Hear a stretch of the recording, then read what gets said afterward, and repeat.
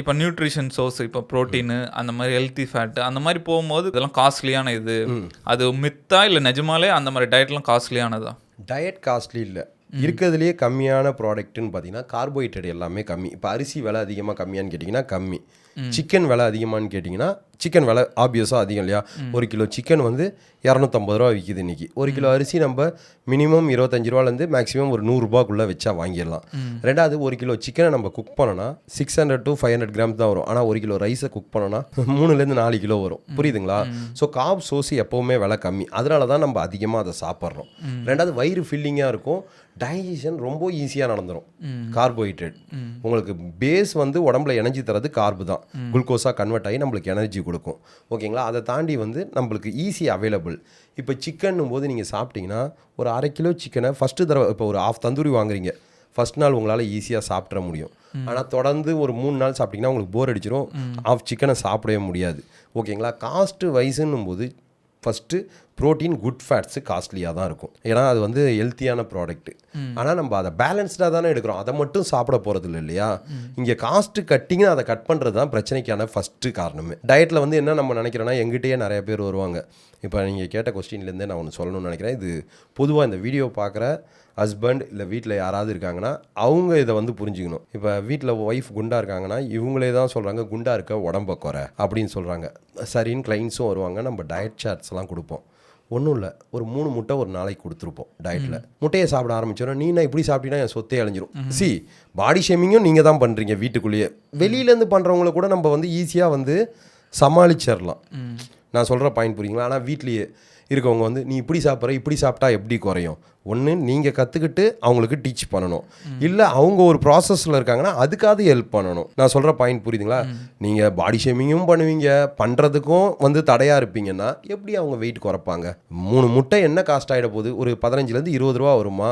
உடம்புக்கு தேவையான ப்ரோட்டீன் எடுத்து தான் ஆகணும்னா வந்து அழுவாங்க சிலர்லாம். எங்கள் வீட்டில் மாமியார் கணக்கு பார்க்குறாங்க, நாங்கள் அந்த காலத்தில் இப்படியா சாப்பிட்டோன்றாங்க. இந்த மாதிரி பிரச்சனையெல்லாம் இருக்குது. இதெல்லாம் தான் வந்து லேடிஸ் வெயிட் லாஸ் பண்ண முடியாததுக்கு ஒரு பெரிய காரணமாக இருக்குது. நான் பார்த்த வரைக்கும் நிறையா பேருக்கு இருக்க பிரச்சனை இது. ஃபுட்டில் வந்து அவங்களே செலவு பண்ணலான்னாலும் குடும்ப சூழ்நிலை, வீட்டில் இருக்க மாமியார், ஹஸ்பண்டு, சிலர்லாம் நல்லா சப்போர்ட் பண்ண, நான் எல்லாரையும் சொல்லலை, இந்த மாதிரியும் இருக்காங்க. யாராவது பார்க்குறாங்க இந்த வீடியோவை அப்படின்னா நீங்கள் கொஞ்சம் மாறிக்கிட்டால் நல்லா இருக்கும்ன்றது என்னோட கருத்து. இது பொதுவான பிரச்சனையே இதுதான். இப்போ என்னால் ஜிம்முக்கு சேர்ந்துட முடியும், ஆனால் ஒரு நாளைக்கு 10 முட்டை இது வாங்கணும் அது வாங்கணுன்னும் போது நம்ம நிறைய எக்ஸ்பென்ஸ் ஆகுதுல்ல. ஒரு நார்மல் ஒரு மிடில் கிளாஸ் இருக்கவங்களுக்கு இவ்வளோ செலவு பண்ணணுமா அப்படின்னு யோசிப்பாங்க. அவங்களுக்கு என்ன சொல்ல விரும்புகிறீங்க? இங்கே பாருங்களேன், இப்போ நீங்கள் ஜிம்முக்கு சேர்ந்தோடனே 10 முட்டை வாங்கணுன்றீங்க. ஃபர்ஸ்ட் ஆஃப் ஆல் ஜிம்முக்கு என்ன பர்பஸ்க்காக சேர்றோன்றது இருக்குது. இப்போ ஜிம்முன்ற இடம் என்ன? நம்ம எக்ஸசைஸ் செய்கிறதுக்கு அந்த எக்யூப்மெண்ட்டை யூஸ் பண்ண போகிறோம், அதுக்கு நம்ம ரெண்ட் பே பண்ணி அந்த இடத்துக்கு போகிறோம், அதோட ப்ராசஸ் முடிஞ்சிச்சு. ஓகேங்களா? இப்போ ஜிம்மில் நீங்கள் போய் உடம்பை ஏற்றலாம், உடம்பை குறைக்கலாம், உங்கள் என்டியூரன்ஸை இம்ப்ரூவ் பண்ணலாம். ஓகேங்களா? அங்கே நம்பர் ஆஃப் ட்ரைனிங் நீங்கள் பண்ணலாம். ஒரு மார்ஷல் ஆர்ட் கற்றுக்கணும்னா கற்றுக்கலாம், டான்ஸ் கற்றுக்கிறதுக்கு இருக்குது, ஜூம்பா இருக்குது, இது மாதிரி நம்பர் ஆஃப். உங்கள் கோல் என்னன்றது தான் ஃபஸ்ட்டு. உங்கள் கோலுக்கு ஏற்ற டயட்டை தான் நீங்கள் ஃபிக்ஸ் பண்ணணும். இங்கே பாதி பேர் ஜிம்முக்கு போனாலே 20 முட்டை சாப்பிடணும், ப்ரோட்டீன் பவுடர் எடுக்கணுன்றது வந்து அவங்களுக்கு அதை பற்றின அவேர்னஸ் கிடையாது. நான் சொல்கிறது புரியுங்களா? இப்போ 10 முட்டை எடுக்கணும்னா 10 முட்டையில் உங்களுக்கு ஈஸியாக 65 கிராம் ப்ரோட்டீன் எடுத்துட முடியும். ஆனால் 10 முட்டையை நீங்கள் ஹோல் எக் எப்படி சாப்பிடுவீங்க? ஃபேட்டோட பர்சன்டேஜ் ஏறிடும். இப்போ இந்த அவேர்னஸே ஃபஸ்ட்டு இருக்காது. நம்ம ஒரு பேலன்ஸ்டு மீலை பிளான் பண்ணணும். 10 முட்டை சாப்பிடணுன்றீங்களா, இது எங்கேருந்து உங்களுக்கு வந்த இன்ஃபர்மேஷன்? ஜிம்முக்கு போனால் 10 முட்டை சாப்பிடணும் அப்படின்னு சொல்கிறேன், இது வந்து ஒரு ட்ரெயினர் ஒருத்தருக்கு டயட் கொடுத்துருப்பாரு, அதை பார்த்து அவங்க இன்னொருத்தவங்களுக்கு சொல்லுவாங்க, இல்லை சோஷியல் மீடியாவில் இருக்கும். நம்மளுக்கு என்ன தேவைன்னு நம்ம ஜிம்முக்கு போனாலே இப்படி தான் சாப்பிடணும் போல இருக்குது, ப்ரோட்டீன் எடுக்கணும்னா இந்த மாதிரி தான் சாப்பிடணுன்ற அவேர்னஸ் இல்லாததுனால தான் நம்ம இந்த மாதிரி ஒரு மைண்ட் செட்லேயே இருக்கும். ஜிம்முக்கு போனால் நீங்கள் இவ்வளோலாம் சாப்பிடணும் இல்லை, உங்களுக்கு தேவையானதை பேலன்ஸ்டாக சாப்பிட்டுட்டு நீங்கள் உங்கள் கோலுக்கு ஏற்ற மாதிரி, இப்போ உங்கள் கோல் வந்து ஃபேட்டை குறைச்சிட்டு ஒரு ஹெல்த்தியான லைஃப் ஸ்டைல் வாழணும்னு நினச்சிங்கன்னா நீங்கள் அவ்வளோலாம் சாப்பிடல, 10 முட்டைலாம் தேவைப்படாது.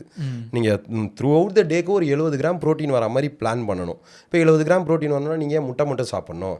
காலையில் எந்திரிக்கிறீங்க, ஒயிட் இட்லி சாப்பிட்றதுக்கு முன்னாடி ராகி இட்லி இல்லைனா ஓட்ஸ் இட்லி, இந்த மாதிரி எதுலலாம் வந்து ப்ரோட்டீன் கண்டென்ட் அதிகமாக இருக்கோ அதில் ஃபுட்டை ஆல்ட்ரு பண்ணுங்கள். இப்போ இந்த பிளான் வேணும்ல, இதை நம்மளுக்கு பண்ண தெரியாதனால தான் உடனே வந்து ட்ரெயினர்கிட்ட போய் டயட் கேட்பீங்க. இப்போ நீங்கள் ஒரு ஜிம்மில் ஜாயின் பண்ணுறீங்கன்னா ட்ரெயினர்கிட்ட போய் டயட் கேட்பீங்க. இப்போ ட்ரெயினர்ன்றவர் உங்களை ட்ரெயின் பண்ணுறவரை தவிர அவர் டயட் தரவர் கிடையாது. அதுக்கு நீங்கள் டயட்டிஷியனை பார்க்கணும், இல்லை ஒரு நியூட்ரிஷனிஸ்ட்டை பார்க்கணும். நீங்கள் போய் அவர்கிட்ட கேட்டிங்கன்னா அவரோட கிளைண்ட்டுக்கு ஆல்ரெடி ஒரு ஃபார்முலாவில் கொடுத்துக்கிட்டு இருப்பார். நல்லா தெரிஞ்சவராக இருந்தால் உங்களுக்கு கரெக்டாக கொடுப்பாரு, இல்லை அவர் ஒரு ஃபார்முலாவில் கொடுத்துருப்பாரு, அது அவர் கிளைண்ட்டுக்கு ரிசல்ட் வந்திருக்கும், அதை தானே உங்களுக்கு தர முடியும். இப்போ நீங்கள் அவரையும் தப்பு சொல்ல முடியாதுல்ல, புரியுதுங்களா? நம்ம கோலுக்கு ஏற்ற மாதிரி நம்ம சூஸ் பண்ணுறதை பொறுத்தது தான். அப்போ அதனால தான் நான் சொல்கிறேன், நம்மளுக்கு முதல்ல நம்ம என்ன பண்ண போகிறோன்ற அவேர்னஸ் வேணும், என்ன பர்பஸ்க்கு பண்ணுறோம். இப்போ நீங்கள் இதே வந்து நான் ஒரு மாடலாக மாறணும், என்னோடய கோல் வந்து பார்க்க ஒரு சிமெட்ரிக் பொசிஷனில் அத்லெட் மாதிரி இருக்கணும்னு நீங்கள் நினச்சிங்கன்னா கண்டிப்பாக அப்போ ப்ரோட்டீனுக்கு அதிகமாக செலவாகும். அதுக்கும் நீங்கள் ப்ரோட்டீன் பவுடர் எடுக்கணுன்ற அவசியம் கிடையாது.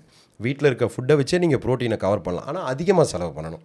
ப்ரோட்டீனோட அளவு இப்போ நார்மல் பீப்புள் 70 கிராம் சாப்பிட்றாங்கன்னா அந்த மாதிரி அத்லெட்டாக மாறணும் இல்லை ஒரு மாடலாக மாறணுன்றவங்க 120 150 கிராம் சாப்பிட்ற மாதிரி இருக்கும். அப்போ ப்ரோட்டீனோட கண்டென்ட்டை ஏற்றணும்னா ஆட்டோமேட்டிக்காக காஸ்ட்டு கூடும். காஸ்ட்டு கூடுச்சுன்னா இப்போ நம்பர் ஆஃப் எக்கும் கூடும் இல்லையா? இதுதான் கான்செப்டே தவிர ஜிம்முக்கு போகிற எல்லாருக்கும்லாம் வந்து அதிகமாக செலவாகாது.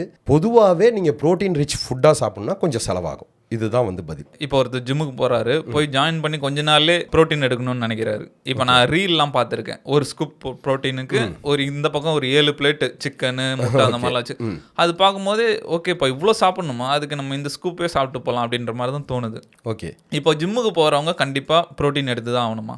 இப்போ நீங்கள் பார்த்தீங்க இந்த சிக்கன் எக்கு இதெல்லாம் வந்து நிறையா அடுக்கியிருப்பாங்க, இந்த பக்கம் ஒரு ப்ரோட்டீன் பவுடர் வச்சுருப்பாங்க. இது ரெண்டில் எதை சாப்பிட்றது ரொம்ப கன்வீனியன்ட்? இதுதான். ஸோ இது கன்வீனியன்ட், ஈஸியான ஆக்சசபிள். இது தவிர ரெண்டுத்துக்கும் உள்ள டிஃப்ரென்ஸ் நான் சொல்கிறேன், நீங்கள் ஃபஸ்ட்டு தெரிஞ்சுங்க. இப்போ இந்த சிக்கன் சாப்பிட்டிங்கன்னா உங்களுக்கு அட்லீஸ்ட் ஒரு 4 ஹவர்ஸ்க்கு பசிக்காது. இதுலேயும் அதே ப்ரோட்டீன் தான் கவர் ஆக போகுது, உங்கள் வயிறு ஃபில்லிங்காக இருக்கும். ஓகேங்களா? இன்றைக்கி நீங்கள் சாப்பிட வேண்டிய பிரேக்ஃபாஸ்ட்டில் இதை ஆட் பண்ணிக்கலாம். ஆனால் இந்த ப்ரோட்டீன் ஸ்கூப்பை நீங்கள் ஆட் பண்ணிட்டீங்கன்னா உங்கள் பிரேக்ஃபாஸ்ட்லலாம் வராது. அது சாப்பிட்ட 10 நிமிஷத்தில் திரும்ப பசிக்க ஆரம்பிக்கும் மோஸ்ட் ப்ராபப்ளி. ஓகேங்களா? பர்சன் டு பர்சன் மாறும். வித்தின் 1 ஹவர் 1.5 ஹவரில் உங்களுக்கு பசிக்க ஆரம்பிக்கும். ஆனால் ரெண்டுத்தோட கண்டென்ட்டும் அந்த 25 கிராம் ப்ரோட்டீனை தான் வந்து நீங்கள் பண்ண போகிறீங்க. இந்த ப்ரோட்டீன் ஒரு ஸ்கூப் 100 ரூபா வரும். 25 கிராம் ப்ரோட்டீன் வாங்குறதுக்கு ஆவரேஜாக இன்றைக்கி மார்க்கெட் ரேட்டில் 55லேருந்து 100 ரூபா வரைக்கும் ஒரு ஸ்கூப் ப்ரோட்டீன் வருது. இப்போ நீங்கள் அதே ஒரு 5 ஒயிட் எக்கு ஓகேங்களா எடுத்திங்கன்னா உங்களுக்கு அதே 25 கிராம் ப்ரோட்டீன் வந்துடும். அதாவது ஒரு 5 ஒயிட் எக்கு ஒரு ஹோல் எக் எடுத்திங்கன்னா ஒரு 22லேருந்து 25 கிராம் ப்ரோட்டீன் கவர் ஆகும். மொத்தமாக 6 எக்குக்கு எவ்வளோ காஸ்ட் ஆகுது? 30 ரூபா தான் ஆகுது. இங்கே கன்வீனியன்ட் தான், இதான்றது. இது ஈஸியாக இருக்குது, சமைக்க வேணாம், உடனே கிடைக்கிது. இதுக்கு வந்து லேட் ஆகும். ரெண்டாவது, ஒரு 6 முட்டைன்னும் போது இதை சாப்பிடும்போது வாய் வலிக்க ஆரம்பிக்கும். புதுசாக மொதல் டயட்டாக சாப்பிட்றவங்களுக்கு பிரச்சனை இல்லை. ரெகுலராக டயட்டில் இருக்காங்க பார்த்தீங்களா, அவங்க சிக்கன்னு சாப்பிடும்போது ஒரு 4 நாள் சாப்பிட ஆரம்பித்தோடனே மென்று வாய் வலிக்க ஆரம்பிச்சிடும், பல்லுலாம் வீக் ஆக ஆரம்பிக்கும். நீங்கள் பொதுவாக பாடி பில்டருக்கு பார்த்தீங்கன்னா நிறையா பேருக்கு பல்லு வீக் ஆகிருக்குன்னு சூர்யாவே சொல்லியிருப்பார். நான் 6 பேக் டயட்டில் இருக்கும்போது என் பல்லுலாம் டோட்டலாக போயிடுச்சு அப்படின்னு சொல்லியிருப்பாங்க. காரணம் என்னென்னா, நம்மளுக்கு ஆல்ரெடி மசில் எல்லா இடத்துலையும் ஃபார்ம் ஆகிருக்கும். மென்று இந்த இடம் ஜா லைன்லாம் வலிக்க ஆரம்பிச்சிடும். ஸோ அப்போ நம்ம ஃபுட்டையும் அதிகமாக சாப்பிட முடியாது. அதனால் இந்த ப்ரொஃபஷ்னலாக வந்து ஜிம்முக்கு போகிறாங்க இல்லையா, அவங்களுக்கு இந்த ப்ரோட்டீன் கன்வீனியண்ட்டாக இருக்கும். ஓகேங்களா? ஃபார் எக்ஸாம்பிளுக்கு என்ன எடுத்துக்கலாம், நான் வேறு யாரையும் சொல்ல, என்னோட ப்ரோட்டீன் கோல் 180 கிராம். ஓகே, அப்போ நான் வந்து ஃபுட்லேயே எடுத்தேன்னா எனக்கு தேவையான ஃபுட்டை விட நான் அதிகமாக எடுக்கிற மாதிரி இருக்கும் அந்த 180 கிராம் ப்ரோட்டீன் கோலை அச்சீவ் பண்ணுறதுக்கு. ஃபார் எக்ஸாம்பிள் 2000 கேலரியில் நான் சாப்பிட்ணும். ஓகேங்களா? ஆனால் இந்த ப்ரோட்டீன்லாம் எடுக்கணுன்ட்டு நான் போனேன்னா அப்போ 2500 2600 இந்த இடத்துல ப்ரோட்டீன் கோலை அச்சீவ் பண்ணுறேன். கேலரி சர்ப்ளஸில் போயிடும், வெயிட்டை குறைக்க முடியாது. ஓகேங்களா? என் கோலுக்கு நான் சொல்கிறேன். அப்போ நான் எடுக்கிறதுல தப்பு கிடையாது, என்னோட கன்வீனியன்ட் என் டயட்டை ஆர்கனைஸ் பண்ணுறதுக்கு. இப்போ இதே வந்து உங்களை மாதிரி ஒரு நார்மலாக ஜிம்முக்கு போகணும் போது ஃபஸ்ட்டு டயட்டில் ஃபோக்கஸ் பண்ணும். இதில் தான் டயட்டையே லேர்ன் பண்ணிக்காமல் ப்ரோட்டீன் சாப்பிட்டா உடம்பு ஏறிடுன்னு சொல்லிட்டாங்க, ஈஸியாக இருக்குது, அதை விற்றா ஒரு 5000 ரூபாய் வருது அப்படின்னு சொல்லி ப்ரொமோட் பண்ணிடுறாங்க. ஓகேங்களா? ஸோ இவ்வளோ தான் கான்செப்ட். ப்ரோட்டீன் எடுத்தே ஆகணுமா அப்படின்னு கேட்டிங்கன்னா உங்கள் கன்வீனியன்ட்டுக்கு, அதுக்கு பேரே சப்ளிமெண்ட்ஸு. உங்களால் உங்கள் உடம்புக்கு சப்ளை பண்ண முடியலன்னும் போது இந்த சப்ளிமெண்ட்ஸ் எடுத்துக்கலாம். பட் என்னை பொறுத்த வரைக்கும் நேச்சுரலாக எடுக்கலாம். அப் டு 150 கிராம்ஸ் ப்ரோட்டீன் வரைக்கும் எல்லாராலையும் ஈஸியாக நேச்சுரலாக எடுக்க முடியும்.